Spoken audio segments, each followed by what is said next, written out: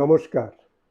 নদিয়া জেলার হবিবপুর থেকে আমি অর্জুন কুমার ঘোষ আজকে আপনাদের সামনে উপস্থিত হয়েছি ধানতলা থানার অন্তর্গত রঘুনাথপুর গ্রামের লোকসংস্কৃতি সংগঠন ও শিল্প একাডেমির বিশেষ ডিজিটাল সংরক্ষণ অনুষ্ঠানে কবিকণ্ঠে কবিতা পাঠের জন্য।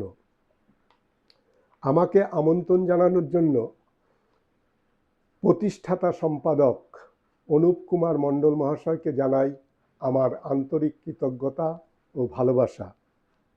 ডিজিটাল আর্কাইভ অনুষ্ঠানে আমাকে আমন্ত্রণ জানিয়েছেন কিছু স্বরচিত কবিতা নিবেদন করার জন্য। তা আসুন শুনি। আমার প্রথম নিবেদনে থাকছে আমার সপ্তম কাব্যগ্রন্থ সৃষ্টির রূপকার কাব্যগ্রন্থের প্রথম কবিতা সৃষ্টির রূপকার। সৃষ্টি ও ধ্বংসের মাঝেই সভ্যতার জীবন, যা পৃথিবীর বুকে টিকে থাকে বছরের পর বছর অনাবিল আনন্দে। কালের নিয়মে তা একদিন চিরতরে শেষ।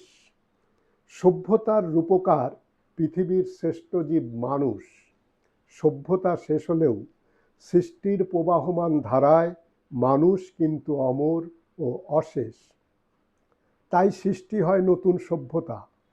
ক্রমবর্ধমান বিকাশে সভ্যতার অগ্রগতি ত্বরান্বিত হয়।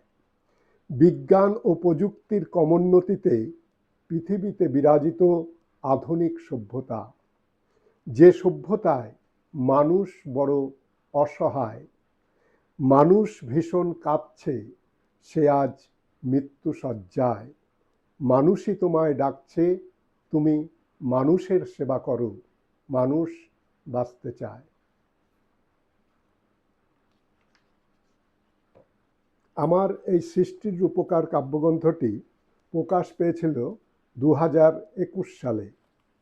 সেই কাব্যগ্রন্থ থেকেই আমার আরেকটি নিবেদন, শিরোনাম অবক্ষয়।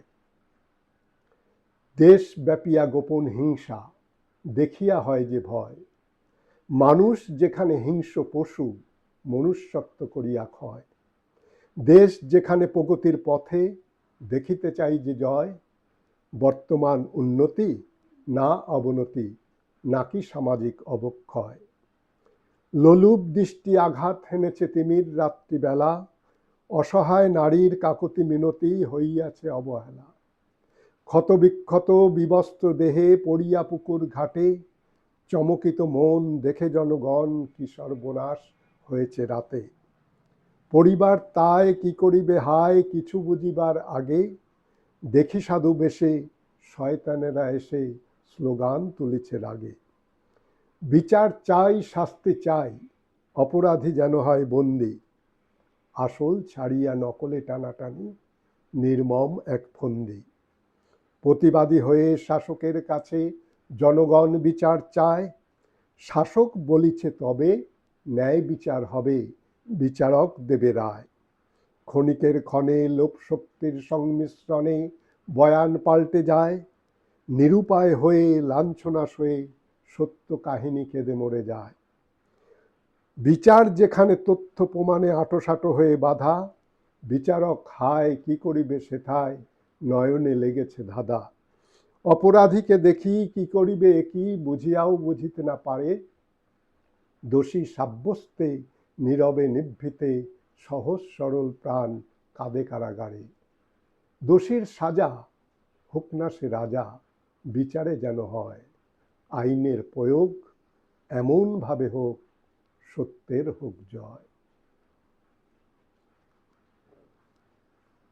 এবারে আমি যে কবিতাটা নিবেদন করব সেই কবিতাটা আমার অষ্টম কাব্যগ্রন্থ উপহার থেকে বলবো।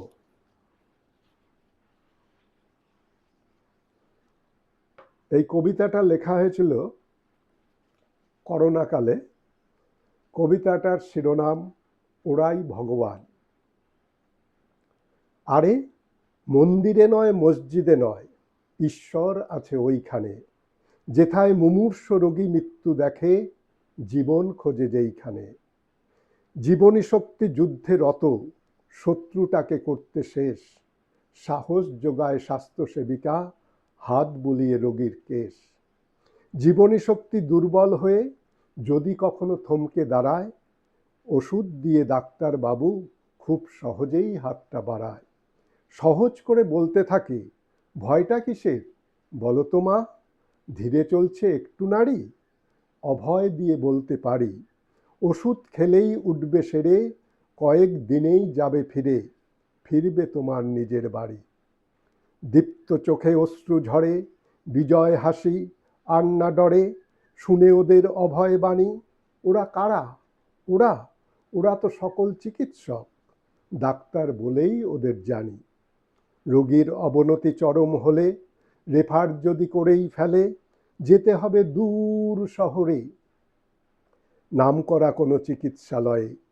রাত দুপুরে বিনিদ্র চোখে যে গাড়োয়ান বাহন নিয়ে মুমূর্ষুকে পৌঁছে দেয় তার গন্তব্যস্থলে, নিজের জীবন তুচ্ছ করে সহজভাবে তড়িৎ করে যারা পরোপকারে হয় আগুয়ান।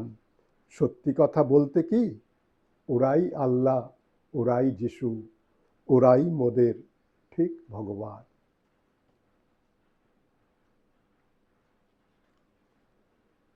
এবারে আমার শেষ নিবেদন। এবারের নিবেদনে বসে আছি ভিক্ষাপাত্র হয়ে। এই কবিতাটাও আমার উপহার কাব্যগ্রন্থের অন্তর্ভুক্ত। বসে আছি ভিক্ষাপাত্র হয়ে। আমি ভিক্ষুক নই, ভিখারি হয়েও জন্মগ্রহণ করিনি। ভিক্ষাবৃত্তি নিয়ে কাটাবো এমনটাও ইচ্ছে নেই, তবু বসে আছি ভিক্ষাপাত্র হয়ে। এ জগৎ আমাকে কাঙাল বানিয়েছে, কেন জানো? বলছি শোনো। সন্তান থেকেও না থাকা, বৃদ্ধাশ্রমে আশ্রয়রত, অগণিত প্রবীণার নয়ন নিঃসৃত অশ্রুধারা, যা কপোল বাহিয়া বিনা বাধায় মৃত্তিকা স্পর্শ করছে। সেই অশ্রু, হ্যাঁ সেই অশ্রু আমাকে কাঙাল বানিয়েছে। অনাথালয়ে পিতৃমাতৃ স্নেহবঞ্চিত হাজার হাজার শিশু, কিশোর কিশোরীর চক্ষুনীর, যা কখনো বাহিরে বেরিয়ে আসে, কখনো বা চোখাভ্যন্তরেই শুকিয়ে নিঃশেষ হয়ে যায়। সেই চক্ষুনীর, হ্যাঁ সেই চক্ষুনীর আমাকে কাঙাল বানিয়েছে, ভালোবাসার কাঙাল। কাঙালপনা করা আমার ধর্ম নয়, তবুও কাঙাল হয়েছি। বিশ্বাস করুন, আমার নিকট যে ভালোবাসা স্নেহ আদর সঞ্চিত আছে, তা ওদের জন্য যথেষ্ট নয়। ওদের চাই অনেক অনেক ভালোবাসা। তাই আমি তোমার দ্বারে বসে আছি ভিক্ষাপাত্র হয়ে। তোমার অকৃপণ ভিক্ষাদানে ভিক্ষাপাত্র পরিপূর্ণ হোক। ভিক্ষাপাত্রের অফুরান ভালোবাসায়, স্নেহ আদরে বৃদ্ধাশ্রমের প্রাচীনার, অনাথালয়ের শিশু কিশোর কিশোরীর জীবন হোক গতিময়, স্বাচ্ছন্দ্যের ও আনন্দ উল্লাসের। এই পৃথিবীতে আমি আমার জন্য নয়, তুমিও তোমার জন্য নও। এ জগৎ সংসারে প্রতিটি মানুষই সকল মানুষের জন্য। সবাইকে শুভেচ্ছা ও ভালোবাসা জানিয়ে স্বরচিত কবিতা পাঠ শেষ করলাম। ধন্যবাদ, নমস্কার।